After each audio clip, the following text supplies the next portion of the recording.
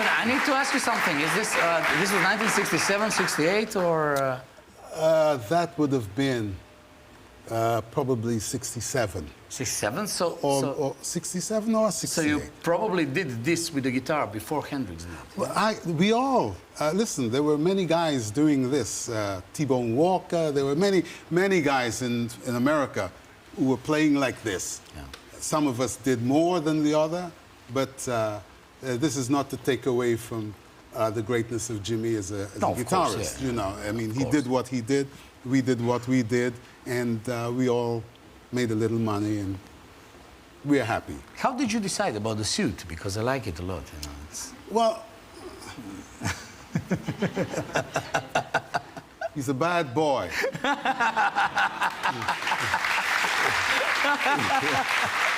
I mean, it's kind of nice, you know?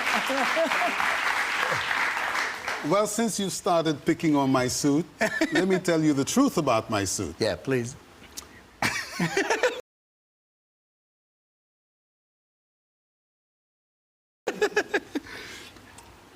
When I started dressing like that, all the bands in England were wearing decent suits, ties, and so on and so forth. In history, in the history of the music business, as they write it in England, this is never mentioned. There is one of the equals, friend of mine, who always says to me, Ed, why don't they ever talk about what we did in the history of the music business? They always say it was the Bay City Rollers that had the first trousers that were short with boots. They always say that it was Dave D, Dozy, Beaky, Mick, and Titch who wore the first bright colors. When we were wearing those things, those guys were wearing denims and corduroys, and, you know, they looked like bank managers. So what do you think? Why nobody speaks about that?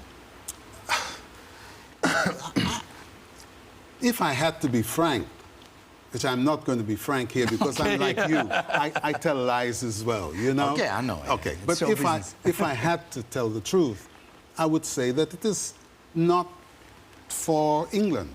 You know, England does not want that to represent England. And it's unfortunate because today, it does represent England. Yeah. You go to the Olympics, you see lots of black kids running with white kids. You go to the football matches, you see lots of black kids running with white kids. I don't know, but history will be put right. Yes. Definitely put right. Sooner or later. Sooner or later. And one more question I have for you, because I now have a dilemma. Are you naturally blonde, or it was just for this...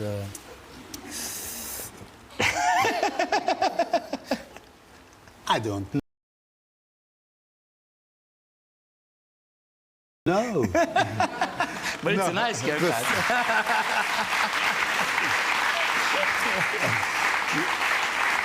Because I'm telling this with a big respect. In that time, this was very brave and... Well, let me also tell you about that. The guy who used to be the Beatles press agent met me one day in Denmark Street, which is the music street in London. And we were talking, and I heard him say something about black footballers. He says,